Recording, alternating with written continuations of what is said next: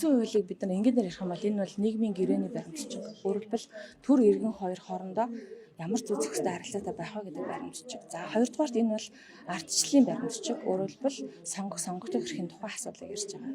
За гуравт энэ дээр хил язгарын тухай баримтчиг багхгүй юу? Одоо Монгол улс болон энэ улсад амьдарч байгаа иргэн төртэй ер нь одоо энэ аж ахуйн нэгж байгууллагууд бүгдээрээ хэн нь аль хүртэл хэмжээгээр эрхэн язгаарлагдаж өөрөг нь бас томьёолох тухай гэдэг ийм л баримтчиг. Тэгэхээр энийг хүн болгон бас мэдэх хэрэгтэй. А нөгөө талд бид нар одоо өнөөдөр их хурал дээр маш олон хууль өргөн бариад ингээд явж ш тэр хуулиуд дандаа үндсэн хуулиасаа нэгдүгээрт хоёрт олон улсын Монгол улс нэгдэн орсон гэрээ конвенцийг татдаг гэсэн.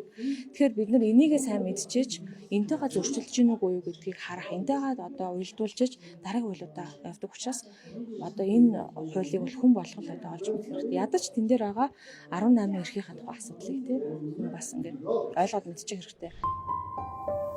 Эерэг бүхнийг Сүбэдэ Цэгмэнэс